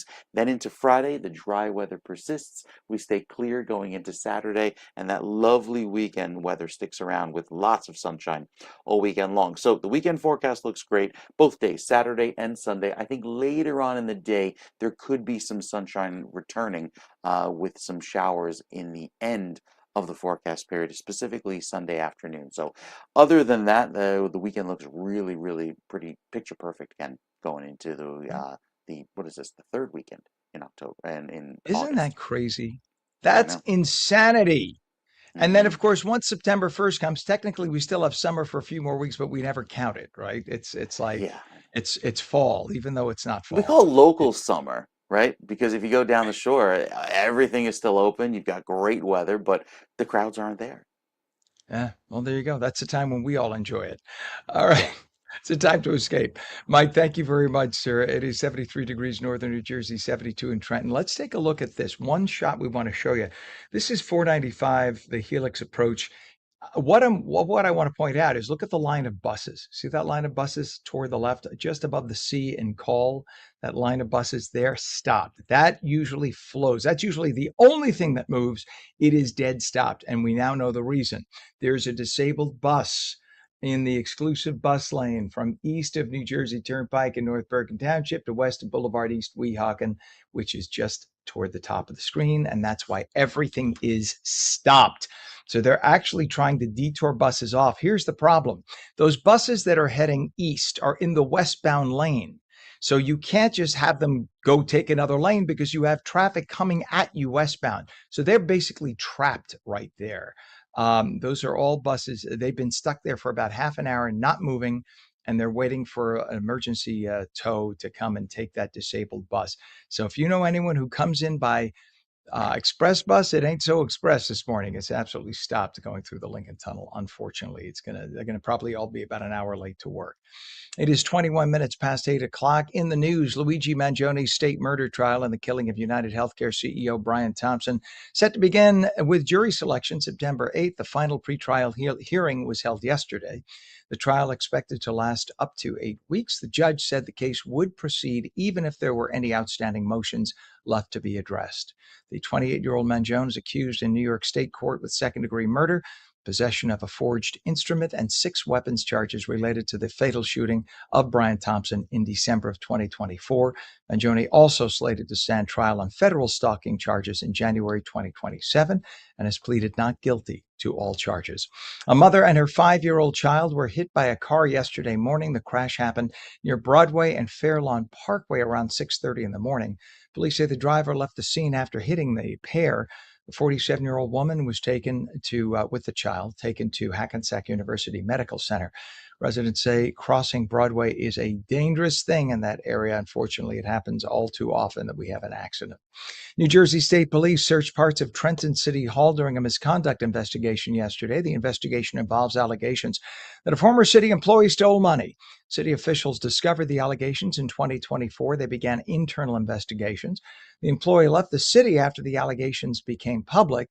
The city then sent its findings to the New Jersey Attorney General's office. No charges have been announced yet. The investigation is ongoing. Jersey Central Power and Light wants to increase customers' electric bills by nearly 9%. The company says the increase would help pay for storm damage and infrastructure improvements. A typical residential customer could pay about $14 more a month. The proposed storm recovery charge would begin 2028 and last for 10 years. JCP&L says it's invested billions to improve reliability and prepare for severe storms. The New Jersey Board of Public Utilities must approve the proposed rate increases. New Jersey is spending $6 million to expand digital skills training for residents receiving public assistance. 6 organizations will receive funding to provide technology training and career opportunities. The program helps participants earn certifications that can improve their chances of finding jobs. During the first round, hundreds of people received training and hundreds earned certifications. The state says that digital skills are increasingly important today, and this program will be supported through January 2028 because of that money. New Jersey will see a partial solar eclipse this afternoon, not a total one, but a partial one. The eclipse begins around 1:05. It ends at 2:39. The exact viewing times depend on where you are, so it might be off by a few minutes in either direction. Remember, do not stare at the sun. Certainly do not stare through anything with a magnification. Don't even use your phone, because your phone can magnify. Basically, don't look up at the sun. Don't do that. You can wear special eclipse sunglasses, not regular sunglasses. Regular sunglasses, you will burn your retina. You can use eclipse sunglasses that have special polarized lenses. If they don't say that they're for staring at a solar eclipse, do not look up at the sun. Okay. It's not that the sun becomes more powerful during an eclipse. It doesn't. But because it's partially blocked, people think, oh, I could look up at it now because it's not as bright as it usually is. And they stare at the sun and they burn their retinas. You can go blind. So don't stare at the sun. Let a professional photographer, videographer shoot it for you. You could look at it on a screen. It's safe that way. The next total solar eclipse, by the way, happens in August of 2027. There's a new craze called slug ball, and it's a fresh new take on the game of baseball. Not only is it fun to play, but it also finds ways to give back to the community. This past weekend, several former MLB players took part in the inaugural Slug Ball All-Star Classic, all to benefit those in need. On New Jersey's Mike Black reports from Philadelphia. We're at the University of Pennsylvania at Tommy Lasorda Field. Let's play slug ball. Phillies legends step back onto the field to play in the very first Slug Ball All-Star Classic. The event benefits 2 charities that have a special place in Philadelphia's heart: the Darren Dalton Foundation, which helps families of victims with malignant brain tumors, and the Ruben Amaro Senior Foundation, which gives all college athletes a chance to thrive regardless of their finances. Anytime we have an opportunity to give back to the foundation and charities, again, it's an opportunity where underserved communities and kids need that opportunity or just a chance. And when you do these type of events to help the foundation, that's what it's doing. Slug Ball is run by several baseball masterminds, including 2 former major leaguers: 6-time All-Star Kenny Lofton, who serves as an advisor, and co-founder Ruben Amaro Jr., who in his post-playing days served as general manager of the Phillies. Now you might be asking, what exactly is slug ball? Well, think of it as a reimagined version of baseball. Unlike the traditional 9 innings, this game has 4 rounds, and scoring is based on where you hit the ball, not how many runners cross home plate. These guys got to feel how important situation hitting is, and that was the concept of this.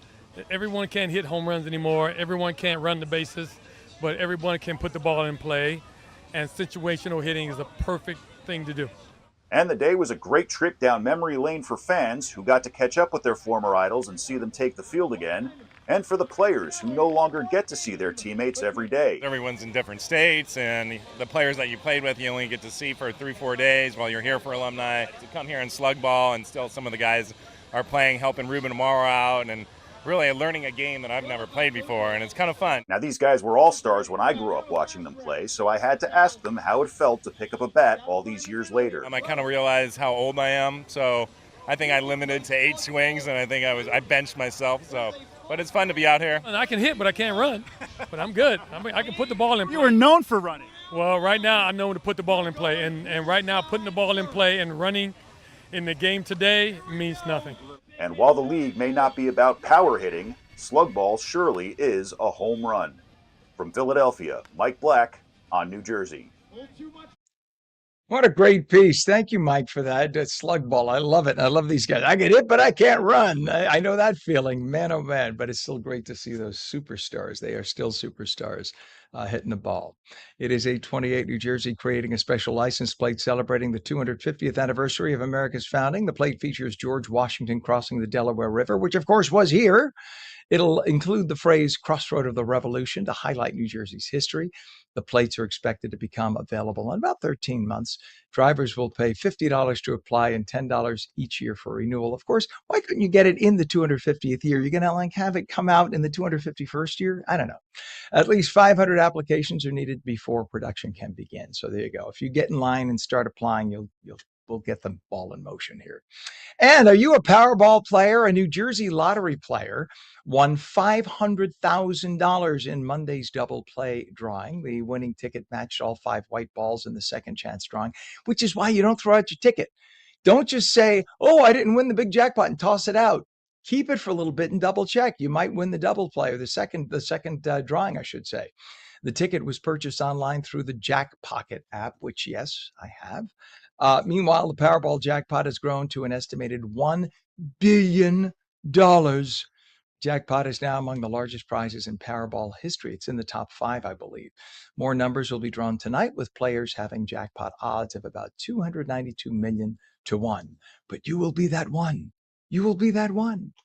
All right, it is 8:29 right now, 73 degrees. When we come back, get ready for a weekend of high-flying action at Monster Jam. It's going to roll into the Prudential Center.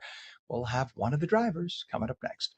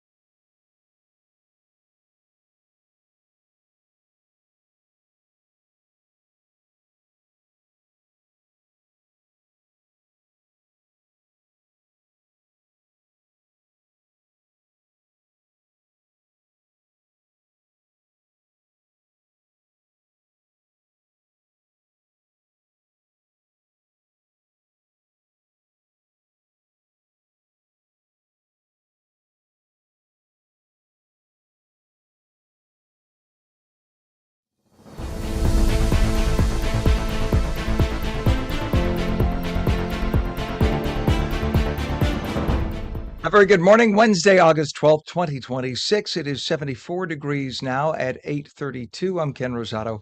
Welcome back to On New Jersey Mornings. Meteorologist Mike Favetta has the Garden State forecast.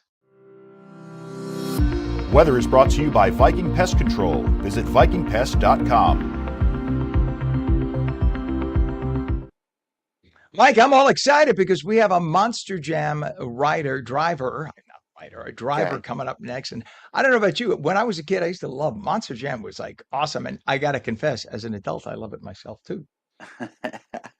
Well, we've got some great weather for just an average drive, if you will, down the shore. Because with awesome forecast weather ahead going into the next few days, these temperatures will feel lovely down by the beaches and even inland. Temperatures climbing into the mid and upper 80s with the low humidity. That's key, and the sunshine that'll be around each afternoon as well. Nothing more than a little bit of a light breeze this morning, keeping the pests away for now. But I think they'll be back, especially as we head into the weekend, with the allergens too, because grass pollen's rising up to the moderate level as a lot of those lawns responding to all of the water we've seen over the last few days. Sunrise now a little bit later, now after 6 a.m., sunset before 8 p.m. So that's it. We've crossed the threshold now with earlier and earlier sunsets as we look ahead to some really warm afternoons. Water temperatures are in the 70s, clear throughout the state, even from Sandy Hook, the warmest location, a little bit cooler down toward Atlantic City, but a low risk of rip currents because of those light winds and no storms out to sea. So some good news there. We're dry over the next few days, specifically on Saturday. The Sunday chance of rain is later on in the afternoon, so not really an issue for us unless you have plans later Sunday evening, for instance.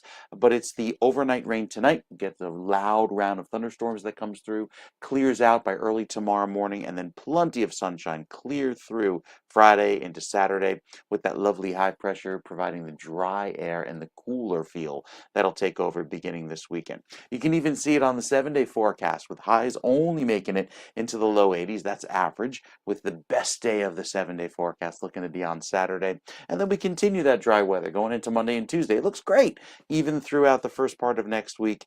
Maybe a little bit of that light shower activity Sunday afternoon into Monday down the shore, but beyond that, a pleasant second half of the month of August. At least we're starting off that way. All right, we'll take what we can get at this point. We just want some sunshine before the cold Mhm. weather comes. That's all. All right, Mike, thank you, sir. 74 degrees right now, northern New Jersey. We have 72 degrees in Trenton. It's 71 degrees Cape May, 74 degrees in Vineland. And it is 8:35. And get ready for a weekend of high-flying action as Monster Jam rolls into the Prudential Center with 4 shows from August 14th through the 16th. That's this coming weekend. To give us a behind-the-scenes look at what it takes to compete at this level and what fans can expect this weekend, we have Angelina Knock, Monster Jam Hi, driver. Angelina, good morning. I'm so excited to have you good morning. on. Thank you. I'm so excited to be back in New Jersey. Like you said, we'll be at the Prudential Center all weekend long, Friday, Saturday, and Sunday. This is actually my third time coming to the Prudential Center, and I'm super excited to be back. Oh, it is good. I think we had you on last year, if I'm correct, before the show. And it's such a great thing to do. I mean, the Prudential Center is a great venue right in the heart of Newark. And they really literally transform the whole arena, right? They truck in dirt, they truck in it's just a whole transformation. It takes a whole weekend to do that, I understand. Yeah, I always say it's not often you get to see your local arena filled up with about 90 truckloads of dirt. So we fill up the entire arena floor with dirt. We build a pod. We have a whole team of our dirt crew that helps put together that pod. And I always suggest to, we have our 4 events happening, but we only have 2 pit parties, Saturday and Sunday morning. And you don't want to miss that either. You get to walk on the grounds, feel the dirt, get to see the trucks up close. You get to meet all of us drivers. And that's just one of my favorite parts, is actually getting to meet the fans at our pit party. So I have to ask, how do you get to this point to be a Monster Jam driver? I mean, do you just like when you're on the average highway on Tuesday, do you just drive over the car in front of you? I will say sometimes I forget I'm driving my normal car when I hit a speed bump, and I'm like, gosh, I need to slow down on the speed bumps. I'm not driving a monster truck. No, but every driver has such an incredible background, a different story. I come from a long line of daredevils. So I'm an 8th generation daredevil. My father and I, you may have caught us on America's Got Talent Extreme in season 17. But yeah, I've been doing a lot of risky business for a very long time. And then I got the great opportunity to try out for Monster Jam. And not a lot of people know we have what's called Monster Jam University. So we go through a whole process, getting to learn from the very best. Tom Mentz, out in his house, in his facility, he has what we call Monster Jam University. And if you're a super fan, you know exactly who Tom Mentz is, an incredible driver. I call him the godfather of Monster Jam. But yeah, so I've learned all the tricks and everything that I've needed to, take my career to the next level. Now this is my 3rd year competing with Monster Jam. So now, where do you go to get these vehicles built and maintained? They're just so awesome. Just it's a type thing that inspires you no matter what your age, because I think it brings you back to youth and like toy trucks and stuff like that. So where do these things get designed and built? So Monster Jam is actually based out of Florida, where we have a huge facility where we have a whole team of UNOH students, or they were UNOH technicians, and they keep these trucks in tip-top shape. But yeah, it is incredible. We do transport about 8 trucks. For this event this weekend, you'll have 8 trucks. And yeah, it is such an incredible, just how the team brings everything together and gets this live event going. Do they come in? They don't drive them the actual trucks on the roads, do they? They come in on a flatbed of some sort, right? How cool would that be? No, but we actually transport them 2 trucks at a time. We actually pull off the big BKT tires, and then we put tractor tires on the trucks in order for them to fit inside of the shipping container or the truck that is bringing them in. I got it. But it's just such great entertainment. And I think even people who think they're not going to enjoy this show will enjoy this show. I remember my mother came with my dad, my brother, and me years ago. My mother was the one, she was up screaming more than anyone else. She had a blast. It's just fun, and it's sort of controlled chaos, right? And so you just look at it and you think, oh my God, it's a spectacle, because those vehicles are doing acrobatics that you think that they could not possibly do. Yeah, and like you said, it is a family event. It's what I was saying earlier about the pit party. One of my favorite things about it is getting to meet the families and the parents saying, oh, my parents used to bring me, and now they're bringing their kids. Even their grandparents are coming out. So it's actually for the entire family. And what a lot of people don't even realize, it is a competition. So each event, we are trying to end that competition with a win. I am one of 2 females driving this weekend. So you'll have me and Jamie Sullivan competing against 6 men. So it's like, it's for everyone. It's such an entertaining thing to go see. A lot of people think it's like planned out, but not one event is the same to the one prior or be after. Everything is every event is totally different. It's unexpected. We don't know who's going to win. It is definitely a competition. I'm there trying to do my best, as all of us, trying to get that win at the end of the event. Angelina, how cool is it when you walk away and you just kick the guy's butt with your truck? Yep, that is the goal. I always say I'm Mexican American. I say I'm pequeña but mighty. I'm 5'0", competing against, all sorts of different people from all over the world. It's just such an incredible, unique competition. Oh, I love it. I love it. And yeah, and I think a lot of people don't realize that it is totally unscripted. So even you don't know when you're going into this what's going to happen at the end, right?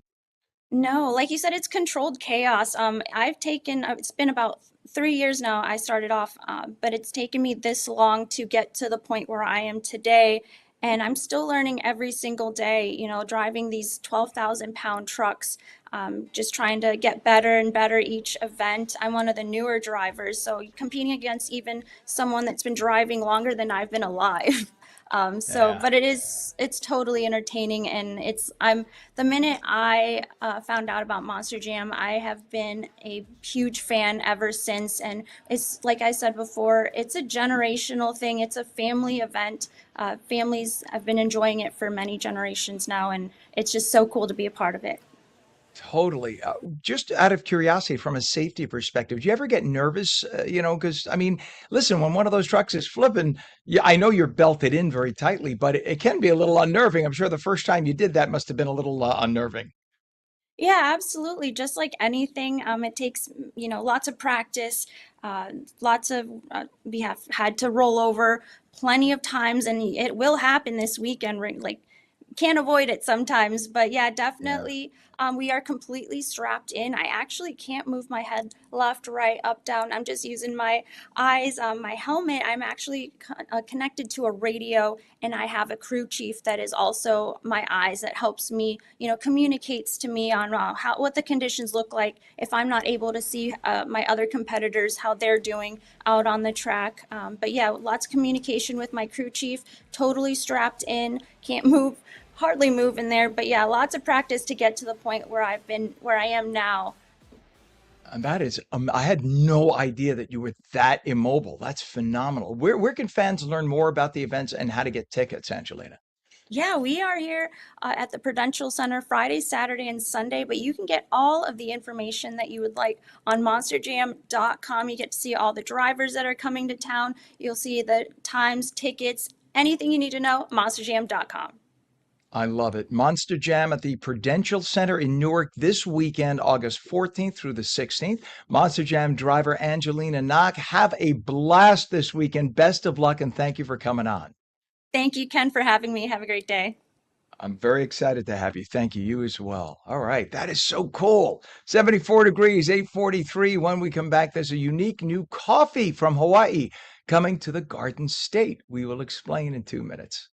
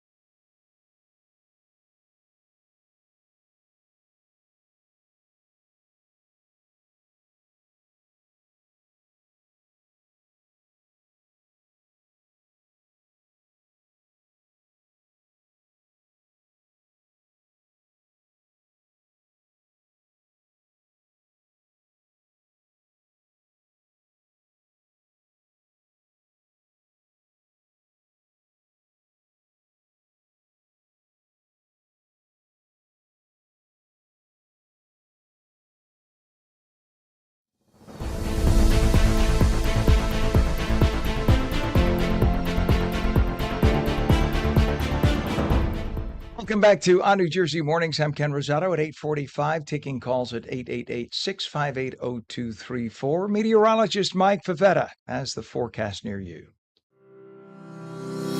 Weather is brought to you by Viking Pest Control. Visit vikingpest.com. And Mike, we just had Monster Jam driver Angelina Knock on, and I said to Pam, our director, I was going to make a sexist comment and say, you could drive the truck, but we know it's a woman driving the truck because she can't park it. But then I said I'm not going to say it, but I said it. There. Now I'm going to get the letters and the emails. Why did I do it? Why? And Pam just said, Ken, real women drive trucks. Indeed they do. Indeed they do. When Yes. Stephanie pulled up to in front of the hotel the other day for an appointment, gets out of the big truck, and the doorman's like, "Big truck for you." It's like, yeah, real women do drive trucks, and so married to one, I get it. I know what it's like. When you have to take the 2 steps to get up there. Yeah, that's I guess that makes it real. Anyway, Yeah. Regardless, with the flooding rains, Ken, that are coming in for later on tonight down the shore specifically, we get another round of thunderstorms that could drop an inch, maybe an inch and a half of rain. You see the stripe of blue moving in across portions of central and southern New Jersey because more rain moves in tonight. You never want to drive through that, even if it's during the overnight hours. It's all about, well, staying safe. And as we head into the next few weeks, entering spotted lanternfly season, all of the lingering puddles promoting the mosquitoes that we've seen so much of, that is going to be high at least for the next few weeks. The northern half of the state has seen their fair share of rainfall over the last 30 days. So no more drought, no more rainfall deficit. A lot of the lingering drought working its way out down across southern New Jersey, but we'll just enjoy the sunshine from this point forward, specifically with the clearing and the dry weather, the less humidity, temperatures that are around average each day, and cooling off each afternoon, even though most of the extreme heat is down toward the Gulf Coast states over the next 2 weeks. Through the end of the month, we look pretty good, even with the quiet tropics right now. So temperatures cooling off into the low 80s, beautiful weather on Saturday, maybe a late day shower by Sunday, and then it's back to pretty weather into Monday and Tuesday of next week. Great week to kick off vacation, even for those planning that late August vacation. Maybe a sprinkle down the shore early Monday, but beyond that, nice and dry and cooler and more pleasant. The pleasant part of summer now begins as these kids start thinking about going back to school. Less than 3 weeks away they start, most starting before Labor Day this year because it's so late. So yeah, we're soaking up every last drop of sunshine that we can. I love how you said it. These kids sound like a little old man on the Yeah. porch with a cane. These kids, if they knew what's good for them. I used to walk back and forth to school up hills both ways when I was a kid, you little bastard. I could just hear you. I can hear you right now. I know what's in your mind, sir. Well, you got two little ones anyway. So, all right, Mike, we will check with you again mañana. Thank you, sir, and enjoy the You day. bet. All right. It is 8:49. And in terms of traffic, the only thing we want to tell you about is the Hudson River crossings.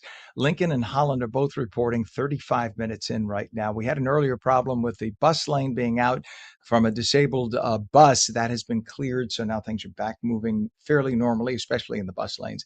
And the GWB upper and lower levels 8095 approach just starting to build a little bit just beyond the camera shop. That's still only going to cost you 15 to 20 in. 8:49 is our time. From Hawaii to New Jersey, Badass Coffee of Hawaii is bringing its unique brand of island-inspired coffee and commitment to giving back to communities all across the Garden State. To tell us more of the story behind the brand, why he brought it to New Jersey, and how his business is making a difference locally and beyond, we have Tyler T.J. Bowman, who is president of Bowman Hospitality Group. Tyler, good morning. Good to have you on. Good morning, Ken. How are you this morning? What do you prefer, TJ? Shall I call you TJ? TJ is fine. All right. So, TJ, for people who may not be familiar with Badass Coffee of Hawaii, first of all, there's a reason why it's called Badass Coffee, right? It has to do with the donkeys. Yeah, so it's really to highlight the hardworking donkeys that have carried the coffee beans from the top of the mountains for many years. Affectionately, they've been called the badass ones, so that's kind of where the name Badass Coffee came from.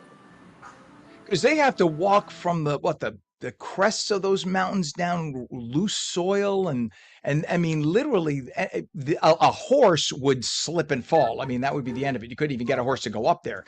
So it's amazing. Those donkeys are really truly the work behind getting those beans down, right? That is 100% correct, Ken. So why is it so necessary for people who don't realize, from a climate perspective, to be able to grow the beans up at the top of the mountain? Isn't the environment up there just totally different than it is down in the valley? That is correct. If you look at the world, there's a band around it called the Coffee Belt. Hmm. Hawaii, only U.S. We'll call it region that sits within that belt, and you need the elevation in order to grow those beans. Hmm. So it's a So the combination of getting. Go yep, ahead. I'm sorry. it's the tropical climate, it's the elevation, it's a specific amount of rainfall that produces what is America's only true coffee export, as well as one of the most expensive coffees in the world and And I most was reading. fits. I was reading you also need a certain amount of like wind, which is why you have it elevated, and that kind of prevents mold and whatnot from growing on the berries. So it's really sort of like you need certain areas for grapes, you need certain areas for coffee beans. It's a very specific science. Yes, we actually growing grapes for wine and stuff like that, and coffee beans are very similar Mhm. in the way they're treated, the way they're graded, all those types of things. So now you have dozens of locations all over the country, right? You're in Utah, and now what made you come to New Jersey? Right, yeah. So, the brand's been around since 1989, started on the Big Island, expanded in 1990 into the mainland of the United States. About 3 years, or about, yeah, about 2.5, 3 years ago, my group, uh, Jim and I both decided we're sitting in Naples, Florida. There's a huge store down on 3rd Street if you've ever been down there. Hmm. It's been a staple there. So we were sitting there, and it was right after I left the tech world. I looked at him and I said, "Hey, let's bring this to New Jersey." And we started doing the process. We opened our first store last year, and we've opened the second one right now. We have two more on the way. I think, you know, in the world of the Starbucks, the Dunkins, all those fast chains, uh, none of them really produce a gourmet or Hawaiian based coffee. Uh, it's not readily available at most coffee shops. Hmm. So it's filling a gap, in our opinion. However, being a national, as I guess the right way to put it is, even though Badass is a national brand, it is still locally owned and operated, which is very different than a lot of these companies' models. Yeah, so you're in New Jersey, you're in Wall Township and in Madison, two great locations. Yes. Tell us about your good program, your Badass for Good program, and the work that you're doing to support all the causes in the communities where you operate. So you become an intricate part of the community, like a good local business, as opposed to a corporate company, from a distance, right? Correct. So nationally, right now, we have the Give a Hoof program going on. Excuse me. Um, and that's really our way of giving back to the donkey rescues that have taken donkeys in from being slaughtered and stuff like that. So right now, we have a limited time blend, which I actually have with us. It's in our stores right now, the Vinejo blend. Um, every $5 from every bag is going to support the three charities that we're backing with the donkey program. So that's one way to donate. We have a roundup going on as well, and you can always donate online. But not saying that's the only thing we do. That's what we do on a national level. From a Bowman Hospitality Group level, in Madison and in New Jersey and Wall, we're both supporting both local high school football teams. We're tied in with the Boys and Girls Clubs of New Jersey. We're tied in with Ronald McDonald House, the local fire departments, EMS, police departments, the towns themselves. So before we ever made a dollar in Madison, we backed the entire slate of Chamber of Commerce Wow. events, the Wow. community before we. Talk about Yeah. talk about really, committing yourselves into the community. So it's like before you marry the individual, you learn about their family, you date them for a while, and that's sort of what you've done before you came in and tried to market to the community to prove yourself. And I'm sure that is very appreciated in the community. I got to just say, I'm looking at some of your drinks online: Jenny's Wild Pistachio, Coffee Cooler. Uh, the Big Kahuna, the Badass Patriot 250. Tell us about here, let me just zoom in here. Tell us about the Badass Patriot 250. So that was our 250 year drink. It's essentially a red, white, and blue lemonade with cranberry and blue curacao. It was a phenomenal drink. Actually, on 4th of July, at both of our locations, we probably gave away 50 a day. So every first five customers on the top of the hour got one for free. Oh, how cool. How very cool. And you're offering a limited edition blend right now, the Viejos blend, $5 from every bag sold going directly to Donkey Sanctuary. So good. Talk about that again. Yeah, so we don't release this blend very often. It's once a year. It is a phenomenal blend. So as we kind of said, it's $5 of every bag is getting donated back to those rescues and those uh, donkey sanctuaries and those communities. Wow, that is awesome. Tell everybody your website for more information, please, TJ. No problem. It's badasscoffee.com. Find it on any mobile browser. Fantastic. Well, we hope that you got 2 locations in New Jersey now. Let's hope you get 20 more in the next couple of years because you got a great product. But more important than that, you have a great attitude and a great heart. And we appreciate that. Thank you. I will tell you, we just announced this with NJ Biz a couple weeks ago. We are just starting construction in our Oakhurst location, as well as finalizing our East Brunswick location. Oh, that's fantastic. East Brunswick is only 10 minutes from where I'm sitting right now. I can't wait. That's going to be great. You're going to have to kick me out of your store in East Brunswick. I'll be there so often. Thank you so You can much. be there. You No got it. problem. You Well, have a listen, great day, Ken. when you open up, we'll come out. We'd love to do that. It is called Sounds good. Badass Coffee of Hawaii. Look for its unique brand of island-inspired coffee here in the Garden State now with its newest locations. Tyler TJ Bowman, president of Bowman Hospitality Group. Thanks for coming on this morning, TJ. Thank you, Ken. You bet. Have a great day. Good man. And what a great product. All right. Thank you so much for watching Out of Jersey Mornings. We'll see you again bright and early tomorrow. Have a great day.